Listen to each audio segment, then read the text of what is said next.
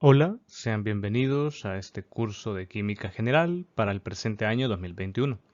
Este curso está dirigido para estudiantes inscritos en la carrera de doctorado en medicina. El curso será impartido por Jesús Alfredo Chica Rodríguez, licenciado graduado en Química y Farmacia de la Universidad de El Salvador, con un máster en docencia universitaria en la Universidad Modular Abierta y actualmente con 2 años de experiencia laboral en la Universidad de El Salvador dentro de la Facultad de Medicina.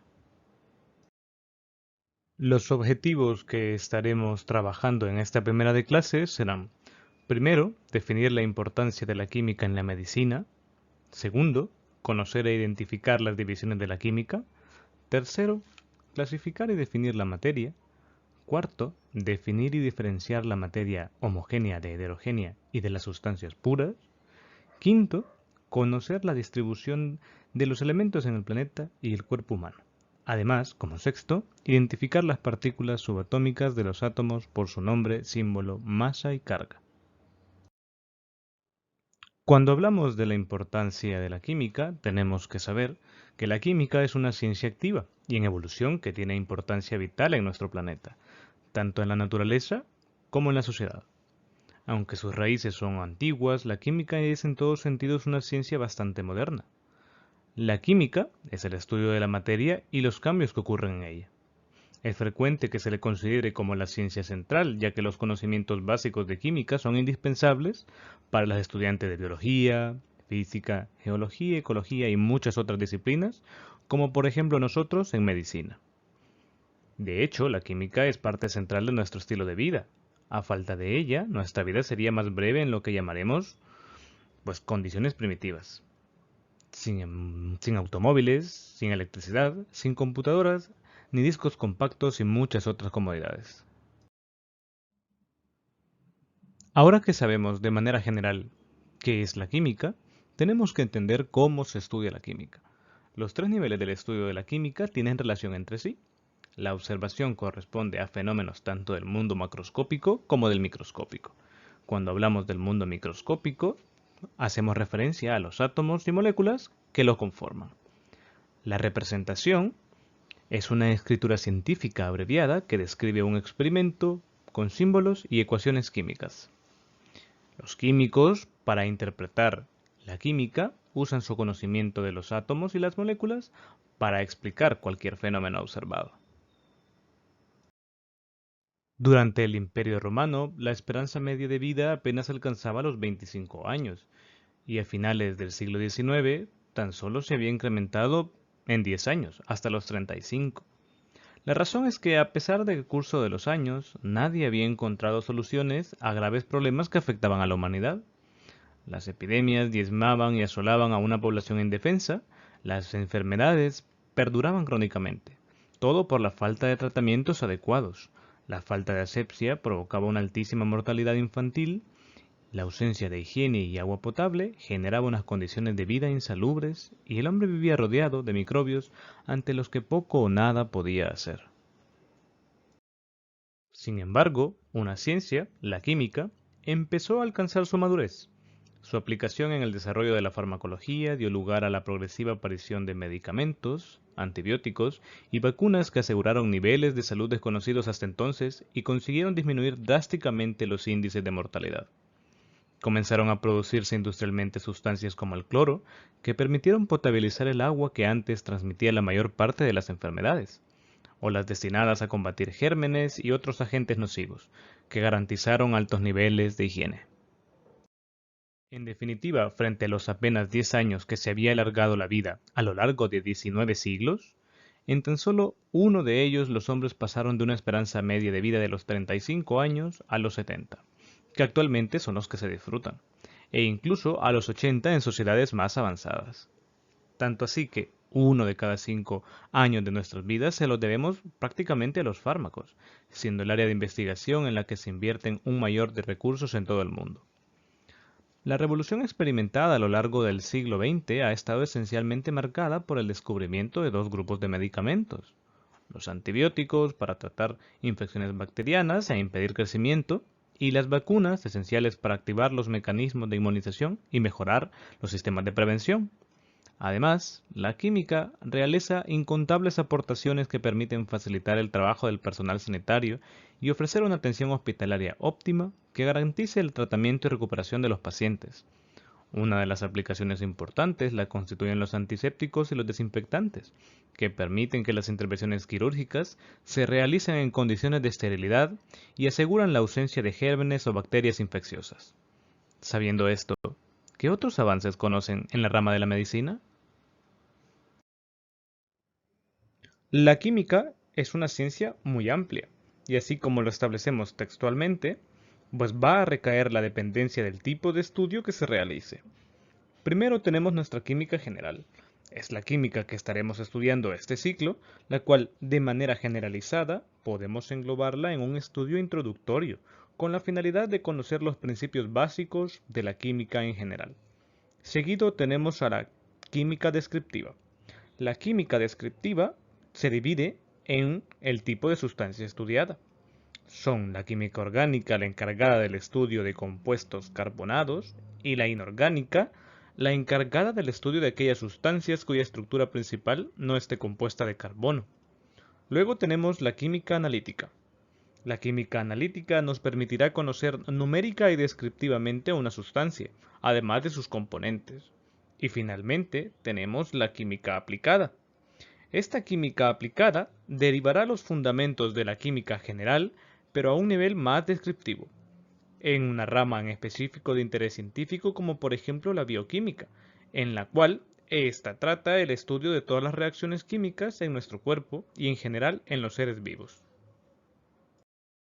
Cuando intentamos definir la materia, recordemos que la química es el estudio de la materia, debemos recordar que la materia es todo lo que ocupa espacio y tiene masa. La materia incluye lo que podemos ver y tocar e inclusive lo que no podemos ni ver ni tocar, como por ejemplo el aire. Así pues, todo el universo tiene una conexión química. Los químicos distinguen varios subtipos de materia con base en su composición y propiedades. La clasificación de la materia incluye sustancias, mezclas, elementos y compuestos, además de los átomos y las moléculas. Sabemos bien que la química es el estudio de la materia, y por tanto tenemos que clasificar la materia. Sin embargo, antes de clasificar la materia debemos establecer un par de situaciones. Una sustancia es una forma de materia que tiene composición definida y propiedades distintivas. Son ejemplos de ello el agua, el amoníaco, el azúcar de mesa, el oro y el oxígeno. Las sustancias difieren entre ellas por su composición y se pueden identificar según su aspecto, color, sabor y otras propiedades. La otra clasificación de materia son las mezclas. Una mezcla es una combinación de dos o más sustancias en las que éstas conservan sus propiedades distintivas. Algunos ejemplos familiares son el aire, las bebidas gaseosas, la leche y el cemento. Las mezclas no poseen composición constante. Así las muestras de aire obtenidas en distintas ciudades probablemente difieran en su composición, a causa de diferencias de altitud, contaminación atmosférica, etc. Sabiendo esto, las mezclas pueden ser homogéneas o heterogéneas. Cuando se disuelve una cucharada de azúcar en agua, se obtiene una mezcla homogénea, en la que la composición de la mezcla es uniforme. Sin embargo, al mezclar arena con virutas de hierro, tanto una como las otras se mantienen separadas. En tal caso se habla de una mezcla heterogénea, porque su composición no es uniforme. Cualquier mezcla, sea homogénea o heterogénea, se puede formar y luego separar por medios físicos en sus componentes puros, sin cambiar la identidad de tales componentes.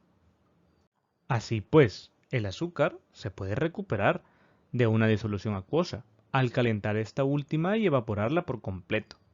La condensación del vapor permite recuperar el agua. En cuanto a la separación de la mezcla de hierro y arena, es posible usar un imán para separar las virutas de hierro, ya que el imán no atrae a la arena misma. Después de la separación, los componentes de la mezcla tendrán la misma composición y propiedades que al principio. Las sustancias son elementos o compuestos. Un elemento es una sustancia que no se puede separar en otras más sencillas, mientras que un compuesto sí, pero lo hace por medios químicos. Hasta la fecha se han identificado 118 elementos. La mayoría de estos se encuentran de manera natural en la Tierra. De sugerencia, pueden anotar o tomar foto de esta tabla. Es un excelente resumen para identificar mezclas y compuestos. Ahora, sabiendo qué son los elementos, la distribución de los elementos en la corteza terrestre en orden decreciente de abundancia natural, pues son oxígeno, silicio, aluminio, hierro, calcio, magnesio, y en esta barrita de acá, en donde dice todos los demás, podemos encontrar sodio, potasio, titanio, hidrógeno, fósforo y manganeso. Al analizar la abundancia natural de los elementos, debemos recordar que los elementos no están distribuidos de manera uniforme en la corteza terrestre, y la mayoría se presentan en combinaciones. Ahora, los elementos de la gráfica, acá presente, son necesarios para el desarrollo de las funciones biológicas. Estamos hablando de la abundancia de los elementos en el cuerpo humano en porcentaje por masa. El transporte de oxígeno, metabolismo, la defensa contra las enfermedades, estas funciones biológicas importantes, los elementos participan. Existe un balance delicado en las cantidades presentes de estos elementos en nuestro cuerpo. Su deficiencia o exceso durante un amplio periodo de tiempo puede producir enfermedades graves, retraso mental o incluso la muerte. A pesar de no estar mostrados en el gráfico y estar agrupados en la sección Todos los demás, son elementos de especial importancia el hierro, cobre, zinc, yodo y cobalto, los cuales en conjunto conforman aproximadamente 0,1% de la masa corporal. Aproximadamente la extensión de la corteza terrestre desde la superficie hasta el centro de la Tierra es de 40 kilómetros, alrededor de 25 millas. Debido a las dificultades técnicas, los científicos no han podido estudiar las porciones internas del planeta con tanta facilidad como las de la corteza. No obstante, se cree que en el centro de la Tierra existe un núcleo sólido compuesto en su mayor parte por hierro. Alrededor del núcleo se encuentra una capa llamada manto, la cual está formada por un fluido caliente que contiene hierro, carbono, silicio y azufre. De los 83 elementos que se encuentran en la naturaleza, 12 constituyen 99,7% de la masa de la corteza terrestre. Cuando hablemos del átomo y su estructura, tenemos que tocar muchas situaciones. Con base en la teoría atómica de Dalton, un átomo se define como la unidad básica de un elemento que puede intervenir en una combinación química. Dalton describió que un átomo, como una partícula, sería extremadamente pequeña e indivisible. Sin embargo, una serie de investigaciones iniciadas aproximadamente en 1850 y que continuaron hasta el siglo XX demostraron claramente que los átomos tienen una estructura interna, es decir, que están formados por partículas aún más pequeñas llamadas partículas subatómicas. Estas investigaciones condujeron al descubrimiento de tres partículas, los electrones, los protones y los neutrones. Primero veamos el electrón. Y es que en la década de 1890 muchos científicos estaban interesados en el estudio de la radiación, la emisión y transmisión de la energía a través del espacio en forma de ondas. La información obtenida por estas investigaciones contribuyó al conocimiento de la estructura atómica. Para investigar este fenómeno se utilizó un tubo de rayos catódicos, precursor de los tubos utilizados en los televisores. Esto consta de un tubo de vidrio del cual se ha evacuado casi todo el aire, y si se colocan dos placas metálicas y se conectan a una fuente de alto voltaje, la placa con carga negativa llamada cátodo emite un rayo invisible. Este rayo catódico se dirige hacia la placa con carga positiva, llamada ánodo, que pasa por una perforación y continúa su trayectoria hasta el otro extremo del tubo. Cuando dicho rayo alcanza la superficie recubierta de una manera especial, produce una fuerte fluorescencia o luz brillante. En algunos experimentos se colocaron por fuera del tubo de rayos catódicos dos placas cargadas eléctricamente y un electroimán. Cuando se conecta el campo magnético y el campo eléctrico permanece desconectado, los rayos catódicos alcanzan el punto A del tubo. Cuando está conectado solamente el campo eléctrico, los rayos llegan al punto C. Cuando tanto el campo magnético como el eléctrico están desconectados, o bien cuando ambos están conectados, se balancean de forma que se cancelan mutuamente. Los rayos alcanzan el punto B. Esto, de acuerdo con la teoría electromagnética, un cuerpo cargado en movimiento se comporta como un imán y puede interactuar con los campos magnéticos y eléctricos que atraviesa. Debido a que los rayos catódicos son atraídos por la placa con carga positiva y repelidos por la carga con carga negativa, deben consistir en partículas con carga negativa. Actualmente estas partículas con carga negativa se conocen como electrones. Luego, los protones y el núcleo. Ya que desde principios de 1900 ya se conocían dos características de los átomos que contienen electrones y que son eléctricamente neutros. En 1910, el físico neozelandés Ernest Rutherford, quien estudió con Thomson en la Universidad de Cambridge, utilizó partículas alfa, las cuales son partículas cargadas positivamente, para demostrar la estructura de los átomos.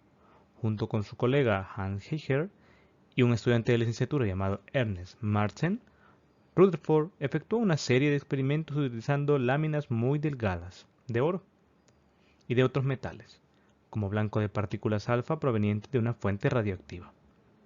Ellos observaron que la mayoría de las partículas atravesaban la lámina sin desviarse o bien con alguna ligera desviación. De cuando en cuando algunas partículas eran dispersadas o desviadas en su trayectoria con un gran ángulo. En algunos casos, las partículas alfas regresaban por la misma trayectoria hacia la fuente radiactiva.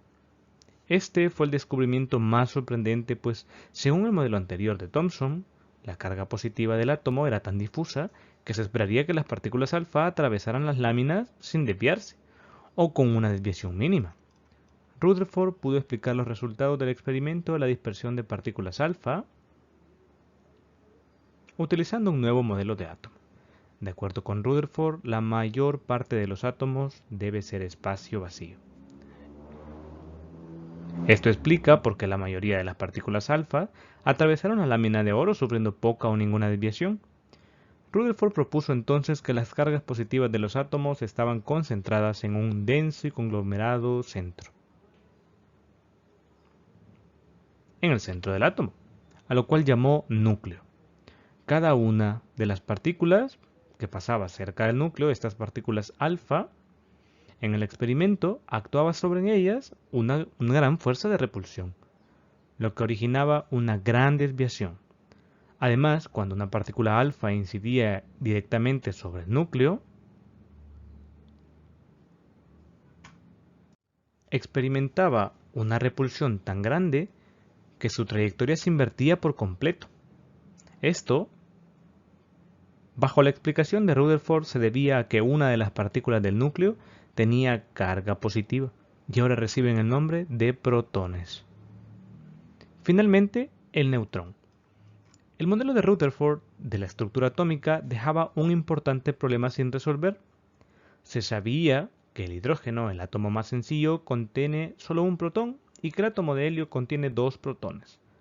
Por lo tanto, la relación entre masa de un átomo de helio y un átomo de hidrógeno debería ser de 2 a 1. Debido a que los electrones son mucho más ligeros que los protones, se puede ignorar su contribución a la masa atómica. Sin embargo, en realidad la relación es de 4 a 1. Rutherford y otros investigadores habían propuesto que debería existir otro tipo de partícula subatómica en el núcleo, hecho que el físico inglés James Chadwick probó en 1932. Cuando Chadwick bombardeó una delgada lámina de berilio con partículas alfa, el metal emitió una radiación de muy alta energía. Experimentos posteriores demostraron que estos rayos en realidad constan de un tercer tipo de partículas subatómicas, que Chadwick llamó neutrones, debido a que se demostró que eran partículas eléctricamente neutras, con una masa ligeramente mayor que la masa de los protones. El misterio de la relación de las masas se podía explicar ahora. En el núcleo de helio existen dos protones y dos neutrones, en tanto que en el núcleo de hidrógeno hay solo un protón y no hay neutrones. Por lo tanto, la relación es de 4 a 1. Ahora que ya sabemos de una manera generalizada la composición de un átomo y la posición central del núcleo, ¿cómo realmente se encuentran los electrones distribuidos en el átomo? El siguiente video por Quantum Fracture nos ayudará a visualizarlo de mejor manera.